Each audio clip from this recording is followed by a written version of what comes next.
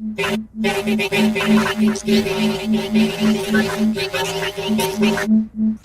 that. But yeah, so we're back with our guest, Tim Swartz. And yeah, I figured we could probably touch, I was just mentioning to the guys, we kind of replaced some topics tonight. We kind of do that sometimes on the show. We might go in thinking we're going to talk about something and kind of get off topic and talk about something else, but no one ever complains, so I guess we're doing something good, right? We'll give you something to listen to and think about no matter what. So there was one thing that we haven't talked about for a while. I think we briefly discussed it, and this was before other happenings came about with the whole thing, but I think when we had Joseph P. Farrell on, did we talk about the Malaysia airline? Because this was before the second one. When this was after the first one disappeared, in between both flights, and I don't know if I talked to him or if I listened to him on another show and he talked about it. I can't remember. It was a while ago, but he was under the impression that the first flight that disappeared, that the government used some sort of their secret technology or whatever to down the flight, or it just disintegrated the flight or something like that. Did we talk about that on the show, guys, or did I listen to that on another show? I can't remember. I might have heard it on another show that he was on. I don't know. That's what I'm thinking. Yeah, I can't remember. I don't know. But so we haven't really got into it too much because we were only doing a few shows like this where we covered topics like this, and that's another reason why I wanted to start this other show on Thursday so we could actually cover stuff like this and not mix it up like with the other stuff that we do with because we have a lot of activists and stuff on, so we kind of wanted to separate the shows a little bit. And but anyway, so I'm actually curious your take on it is, Tim, about the both flights. Like, what's your whole perspective on the whole situation with the Malaysia airline flights? Right. Well, I mean, unfortunately, with the flight that the first one that disappeared over the ocean, I mean, we're really just left to speculate until they can actually find it wherever it ended up. I mean, it's almost like the show Lost. I mean, you got basically the same kind of scenario, where an airline disappears completely, and as far as the world is concerned, I mean, it just disappeared off the face of the earth, and the survivors, I mean, they know what happened. But when the plane first disappeared, I mean, there was a lot of speculation that possibly it had been forced to land on, and I can't remember the name of the island, but I guess that there's an island out there someplace that has a very secure U.S. military base on it, and that it was taken there for some reason. I heard others talk about how maybe the United States used, say, like an Aurora type of highly advanced aircraft to basically just kind of like swoop in and just to scoop it up out of the sky, and again for unknown reasons, and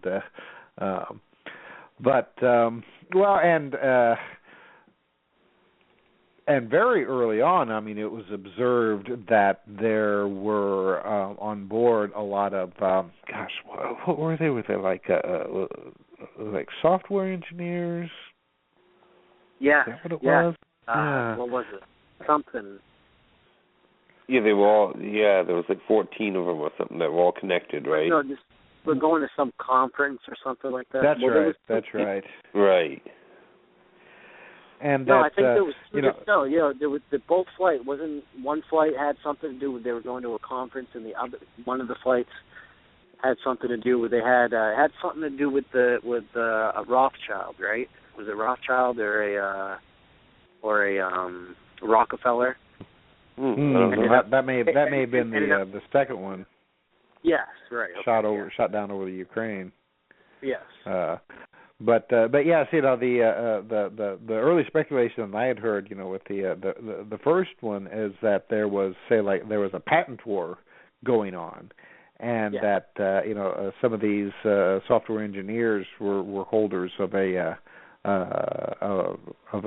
very profitable software, and that upon naturally now that they were dead, then the rights to this patent would go to the guy or guys or company that weren't on board.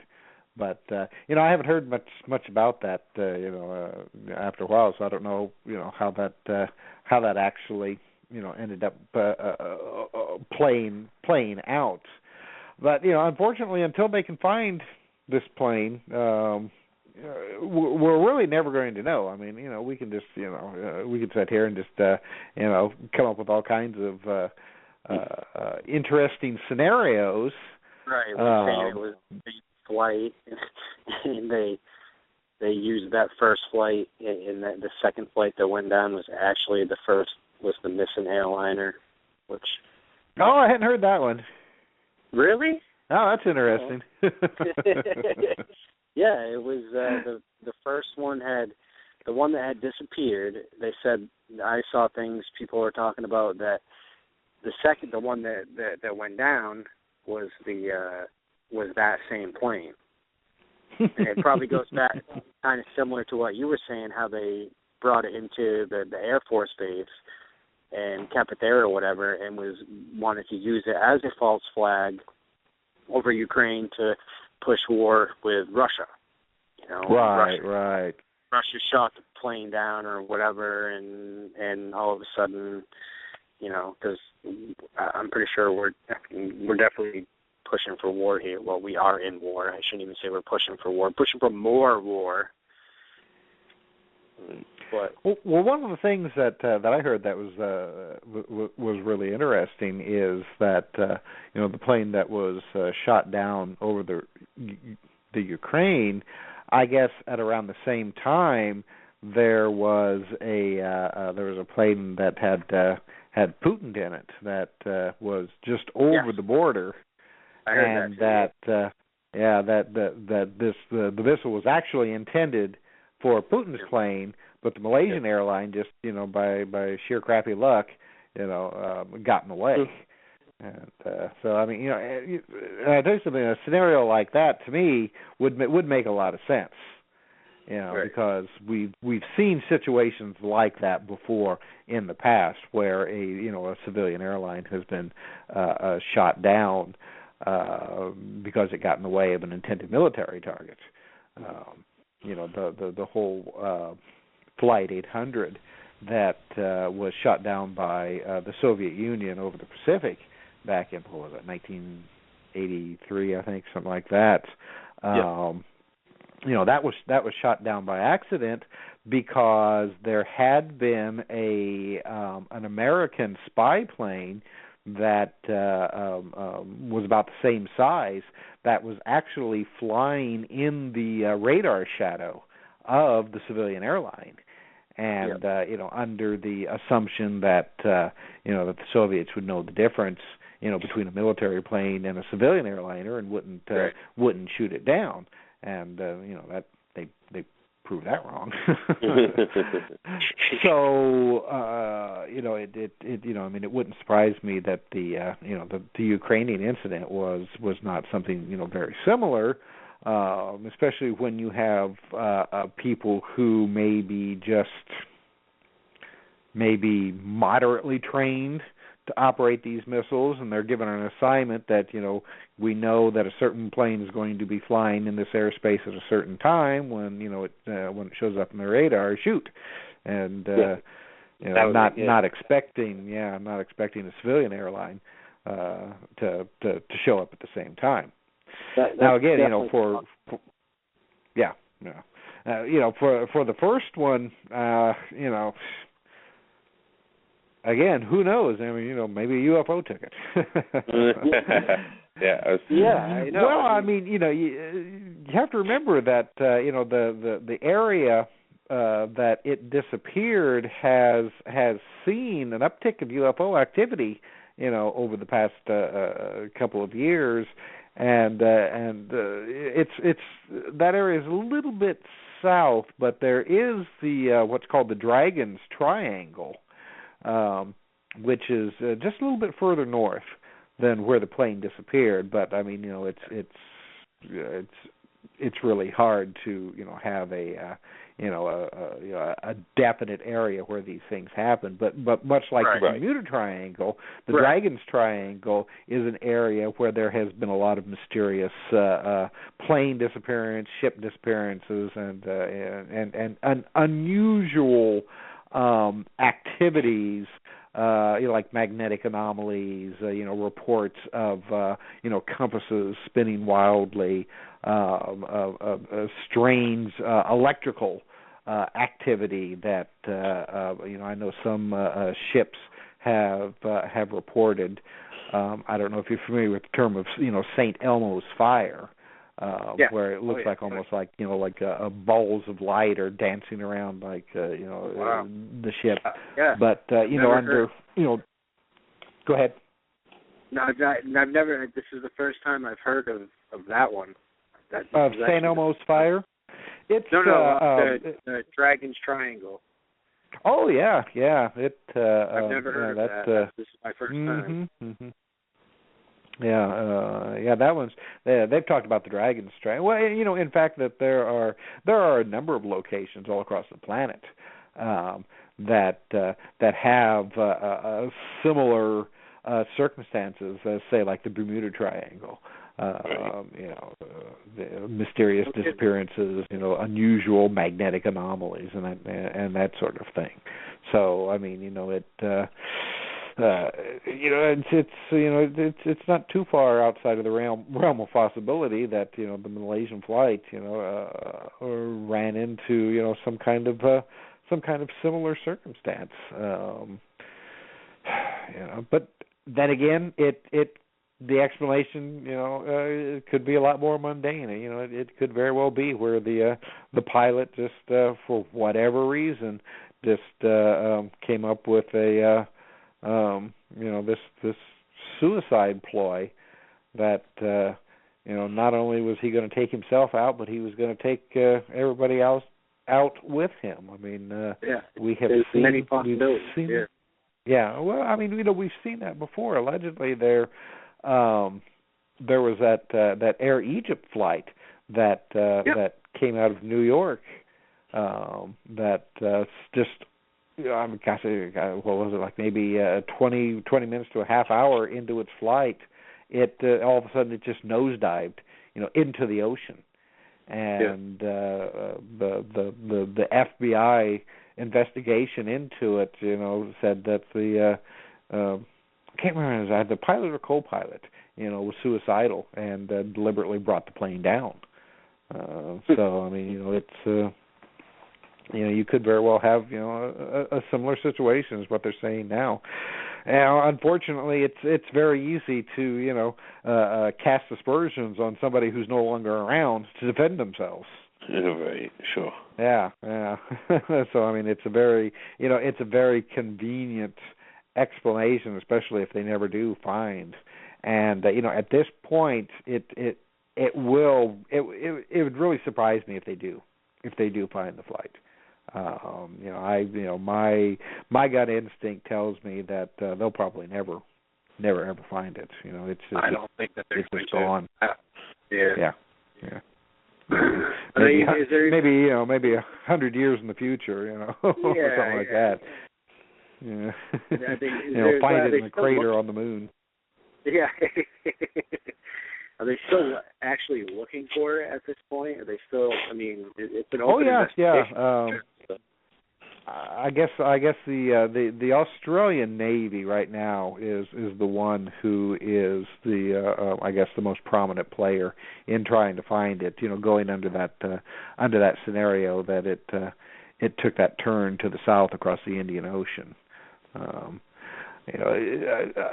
I tell you, I do believe that there are probably various governments, especially the United States government, has a pretty good idea of what happened to it, but they're not going to say anything because that would reveal their capabilities of keeping track of these things. That they're not going to show their hand on just how sophisticated their techniques are on keeping watch of these kinds of things. And I can assure you, it's very sophisticated. It's probably not just the United States. It's probably the Soviet Union or Russia and China as well. Maybe even India at this point. They have the capabilities of knowing a lot more of what's going on that they're definitely not going to talk about it. Right, and they're letting on. I was going to mention that. In this day of age, how does that even happen? Yeah, exactly. I mean, you had the incident, not too long after the plane disappeared, where China came out and said that they had satellite photos that showed some kind of mysterious wreckage, I guess off the coast of Vietnam, and Vietnam went out there and they couldn't find anything, and then China abruptly said, we were wrong. It was nothing. It's just kind of an unusual play, going on there. Sure. Haven't quite figured it out, just exactly what was going on there. But then again, I mean, you also had some very good eyewitnesses reports of people who, like fishermen, who said that they saw an airliner flying very low, overhead, and that appeared to be on fire. And there was a pilot from Canada who, he did some very good research on the whole situation, and I mean, it was his theory that there might have been a fire on board the plane, because they definitely know that the plane had made a turn to the west. And when this pilot got his maps out and started looking, there was an airport almost directly in the area that this flight had made a turn towards. So because it would have been very difficult if there was a fire on board for the pilot to make it back to Kuala Lumpur, where it originated from. Because there was a mountain range, in between that, would have made the return flight very difficult. But this other airport that he may have been turning towards was a lot easier to get to. But unfortunately, possibly by the time that turn was made, the smoke had basically, suffocated everybody on board, and then you just basically had a Flying Dutchman till it ran out of fuel.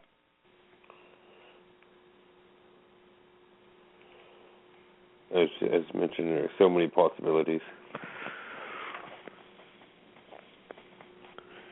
Oh yeah. Well, I mean, we've seen throughout history, all interesting cases, especially with airliners, just mysteriously disappearing or being brought down, but so far I think I think that the Malaysian flight so far is the only major airliner who has just just completely vanished off the face of the earth. and so far has not been recovered. I can't just off the top of my head, I can't think of any other flights, within the last, say, 20 or 30 years, that has managed just to completely elude, any search operations. Yeah. You have some that may have taken place maybe before World War II, that may have disappeared, like over a mountain range or over a glacier or something like that. But nowadays it's extremely unusual and I think really impossible for a major airliner like that just to completely disappear off the face of the earth and nobody knows what happened to it. Well, I do suspect somebody does know. That's what I'm saying too. Post 9/11, I just don't see it. Somebody has to know something.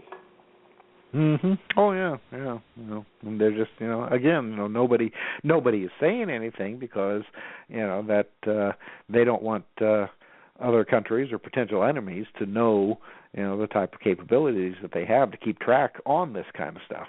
Right. Sure. Which that also reminds me. I don't know if you saw in the news. It's been a couple of weeks ago. The flight. I think it originated out of Japan and was heading to the United States, and off the coast of the. They were a little ways out there when they saw the pilot saw and took pictures of unusual lights in the water. I guess it started out these clear skies. They saw what appeared to be like a lightning bolt or some kind of a blast of light, shooting up from the water up into the sky. And as they approached the area, there was like a very unusual kind of like orange yellow lights. Looked like maybe on the surface or just underneath the surface of the Pacific where there wasn't supposed to be anything. And I don't think anybody has yet to come up with an explanation for that. There was speculation that it was some kind of volcanic activity going on, but you would have thought that some other airliner would have seen something, or a like a weather satellite would have taken a picture of it. Right. But there were some very good pictures that were taken by the pilots, of this activity.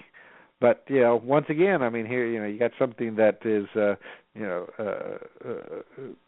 very strange, very mysterious, but there's no follow up, and that just frustrates the hell out of me. I know it's like out in the middle of the ocean someplace, and it's not you just can't get in your car and drive over there and see what's going on, but. Man, I wish somebody would have attempted to do some kind of follow-up investigation on just what they saw, rather than everybody just kind of like shrugging their collective shoulders and like, oh, I don't know.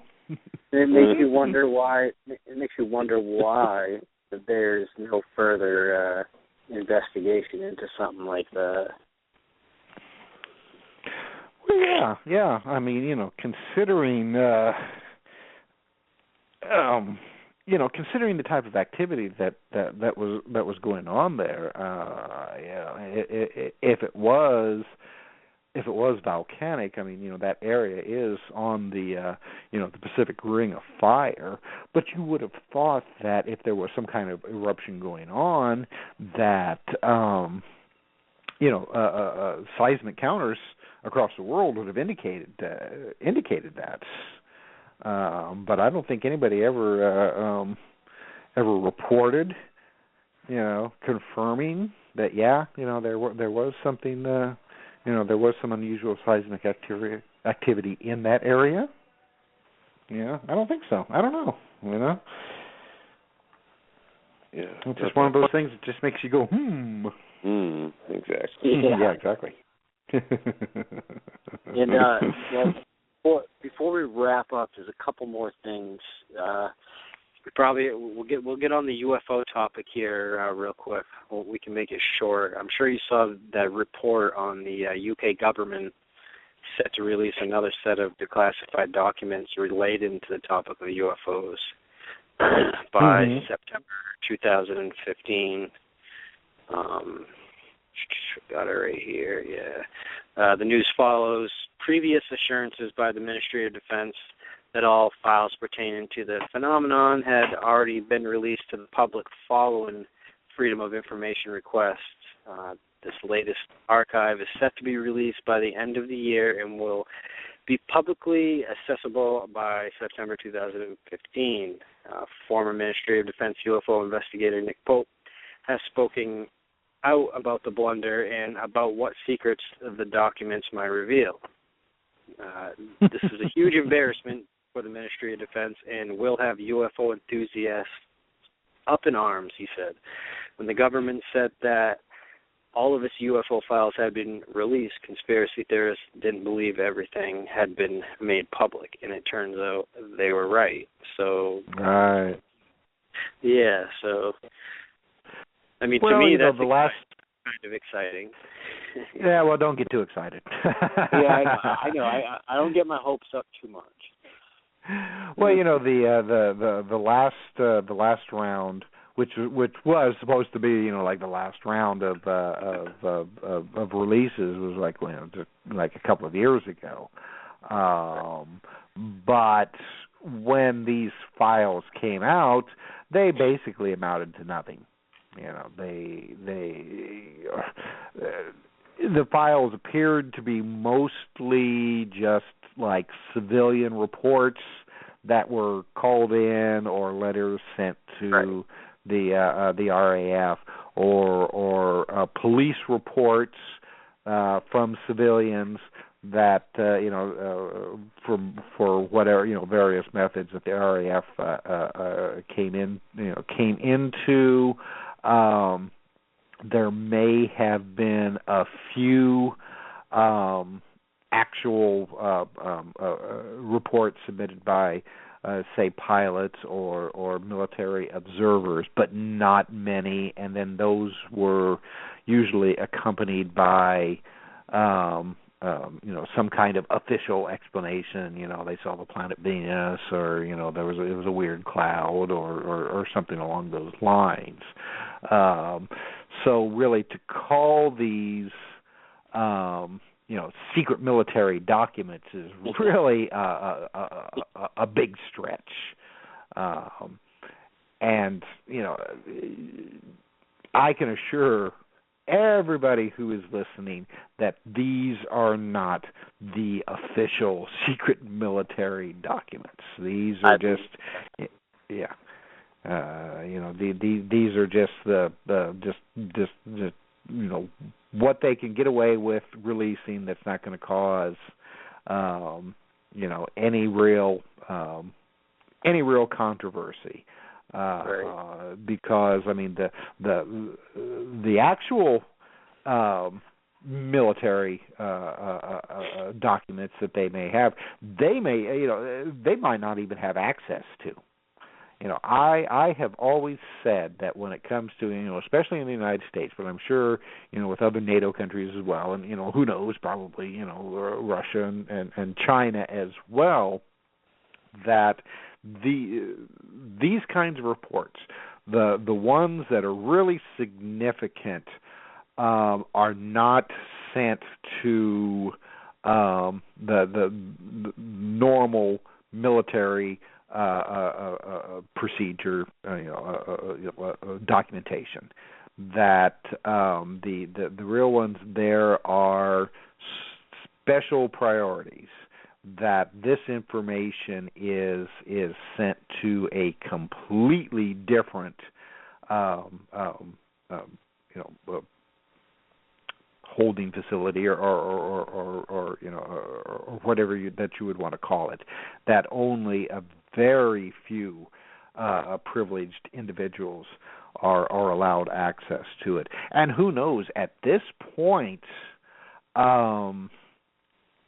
just due to the way that this type of information is compartmentalized, nobody may have access to it anymore. Those who did originally have died out and retired, and none of this stuff has been passed down to their successors. Right. And then again, you also have the potential that a lot of this stuff has been given to parties outside of the military, corporations, situations like that, because then they don't have to pay attention to Freedom of Information Act request. They're private companies. Screw you. Yep, exactly. Yep. Yeah. I mean, I don't know how that works in the UK, but I definitely believe that that's the case here in the United States, and it wouldn't surprise me if it also was the same situation in the United Kingdom. I mean, and it could very well be that any kind of pertinent information that the UK gets is immediately sent to the United States. Where it's right. Where it's like the ending of Raiders of the Lost Ark. It's put in a big box and stored in a warehouse for nobody to ever see again. Right. Yep. Mm-hmm. And one more thing before we wrap up here, because we are coming towards the end of the show. These space elevators that strings of diamonds may soon transport us into space. So this is the whole space elevator thing. What's your thoughts on that? Well, my thought on that is cool. Right. That would be cool. It would sure be something to be able to see something like that in our lifetimes. But man, I mean, you think about the engineering capabilities to erect something like that. I mean, you're talking about, gosh, how many miles is it up into low Earth orbit, where a space elevator would have to go up to? I mean, you're talking about a couple hundred miles at least, and to have to negate the whole rotation of the planet and everything like that. I mean, that would really be an engineering feat of monumental proportions. I mean, in theory, it works in the books. Whether or not it would be, at least with our current understanding of of engineering and technology, whether it could actually be accomplished, well, I mean, that's another thing entirely. I mean, and then plus, you have to worry about just normal everyday things. Just the oh crap situations that can surface, all of a sudden, like a jetliner accidentally flying into it. Yeah.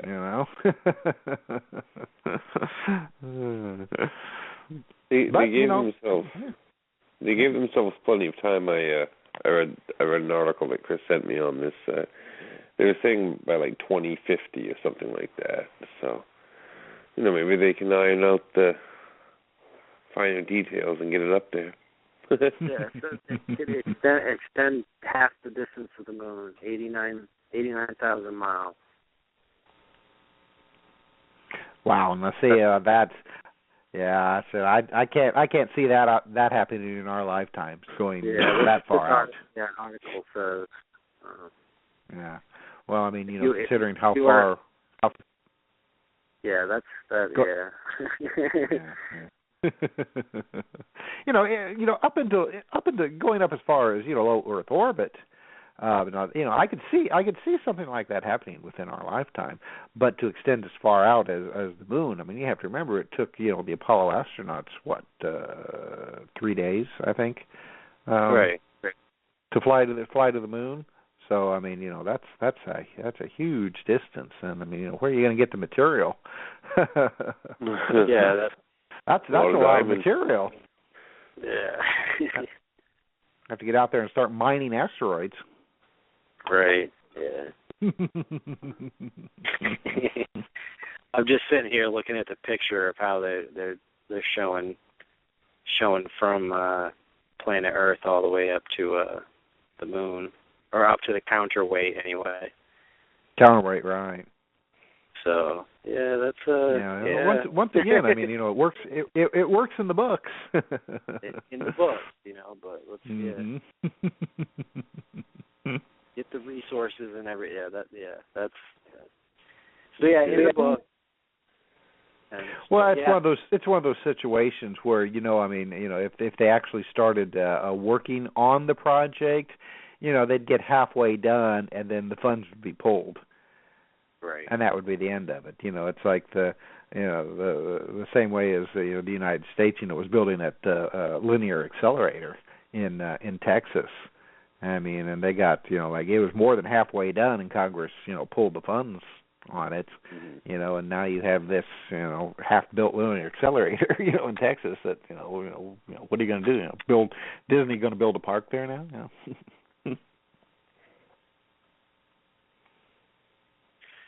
We are coming to the end of the show, guys.